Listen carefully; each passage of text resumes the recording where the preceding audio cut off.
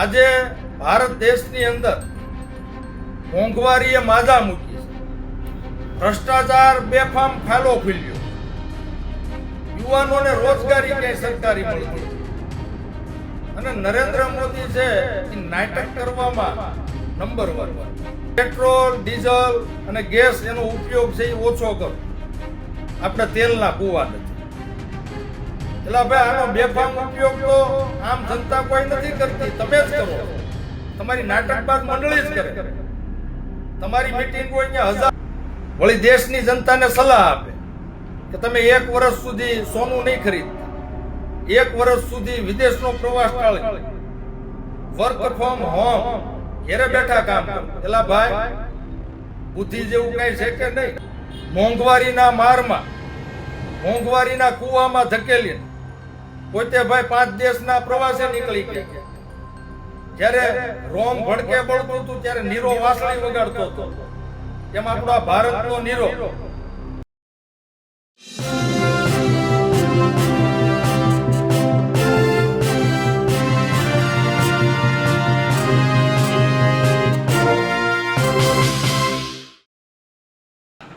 જે રીતે વડાપ્રધાન નરેન્દ્ર મોદી સુફિયાની સલાહ આપીને વિદેશ ગયા અને પરત આવી ગયા, પણ ખેડૂતોની હાલતમાં કોઈ સુધારો નથી.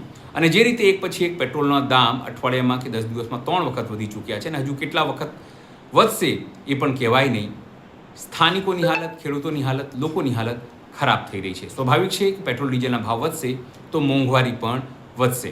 તેને લઈને હવે લોકોમાં ચિંતા છે. પોલિટિકલના આગેવાનો આ મુદ્દે વડાપ્રધાન નરેન્દ્ર મોદીને આરોપના કઠેડામાં મૂકી રહ્યા છે. નમસ્કાર, હું છું ચિંતામણી પુતેનિલ પટેલ. સ્વાગત છે આપનો મારા કાર્યક્રમમાં. આવો સાંભળીએ કોંગ્રેસના આગેવાન વડાપ્રધાન નરેન્દ્ર મોદીને શું કહી રહ્યા છે. નમસ્કાર મિત્રો, હું છું મનીષ પંડે. મારે વાત કરવી છે ભારત દેશના નાટકબાજ અને ફાકા ફોજદારી કરતા વડાપ્રધાન નરેન્દ્ર મોદી. નરેન્દ્ર મોદી જ્યારથી ભારત દેશના વડાપ્રધાન બન્યા ત્યારથી ભારત દેશની 140 કરોડની જનતાની માઠી દશા બેહી ગઈ છે. આજે ભારત દેશની અંદર મોંઘવારીએ માજા મૂકી છે, ભ્રષ્ટાચાર બેફામ ફાલો ફૂલ્યો, યુવાનોને રોજગારી ક્યાંય સરકારી મળતી નથી અને નરેન્દ્ર મોદી છે એ નાટક કરવામાં નંબર 1 છે.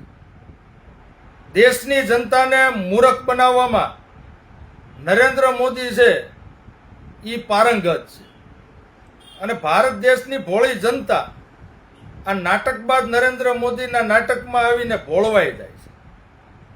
આજે સમગ્ર ભારત દેશની જનતાને આ નરેન્દ્ર મોદીએ એવી અપીલ કરી કે ભાઈ પેટ્રોલ, ડીઝલ અને ગેસ એનો ઉપયોગ છે એ ઓછો કરો, આપણે તેલના કુવા નથી.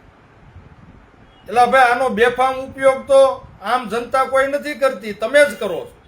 તમારી નાટકબાજ મંડળી જ કરે. તમારી મીટિંગ હોય અહીંયા હજારો એસટી બસો છે એ ખાલી દોડાવો છો, કરોડો અબજો રૂપિયાનો ધુમાડો કરો છો અને દેશની જનતાને તમે સલાહ આપો છો. અત્યારે ગેસ, પેટ્રોલ, ડીઝલમાં બેફામ છે એ ભાવ વધારો કેન્દ્ર સરકાર દ્વારા છે કરવામાં આવ્યો. પેટ્રોલ, ડીઝલ અને ગેસમાં ટેક્સના બેફામ રૂપિયા ભારત દેશની જનતા પાસે ત્યાં નરેન્દ્ર મોદીની સરકાર છે એ લૂંટી રહી છે. વળી દેશની જનતાને સલાહ આપે કે તમે 1 વર્ષ સુધી સોનું નહીં ખરીદતા, 1 વર્ષ સુધી વિદેશનો પ્રવાસ ટાળી, વર્ક ફ્રોમ હોમ, ઘેરે બેઠા કામ કરો. એટલે ભાઈ બુદ્ધિ જેવું કઈ છે કે નહીં? ખેતી ઘેરે બેઠા ન થાય, મજૂરી ઘેરે બેઠા ન થાય.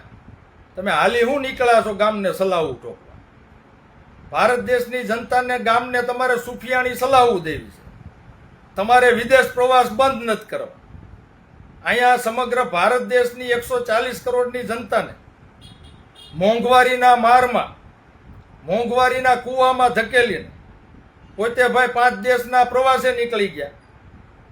જ્યારે રોમ ભડકે બળતું હતું ત્યારે નીરો વાસળી વગાડતો હતો, એમ આપણો આ ભારતનો નીરો ભારતની દેશની પ્રજાને મોંઘવારીમાં હોમીને પોતે વિદેશ પ્રવાસ કરવા માટે નીકળી ગયા. એટલે મારે ભારત દેશની જનતાને બે હાથ જોડી નમ્ર વિનંતી કે હવે જાગૃત થાવ. આવા ખોટા બોલા અને નાટકબાજ ને ફાકા ફોજદારી કરતા શાસકોને ઘેરે બેસાડો તો જ આ દેશનો અને આ દેશની જનતાનો અને યુવા પેઢીનો ઉદ્ધાર થવાનો છે. અસ્તુ. જય હિન્દ. જય જય ગરવી ગુજરાત. ખાસ કરીને જે રીતે સમગ્ર ઘટના ઘટી રહી છે સમગ્ર દેશમાં, ખેડૂતો લાઇનમાં છે, મોંઘવારી વધી રહી છે, તેને લઈને આપ શું વિચારો છો? જરૂરથી અમારા કોમેન્ટ બોક્સમાં કોમેન્ટ કરજો. એ સિવાય અમારી યુટ્યુબ ચેનલ લાઈક કરો, સબસ્ક્રાઇબ કરો, બેલ આઇકન દબાવો. સાથે અમારી વેબસાઇટ છે www.gujaratplus.in, ત્યાં પણ જઈને તમે વધુ અપડેટ થઈ શકો છો. અત્યારે માટે બસ આટલું જ. નમસ્કાર.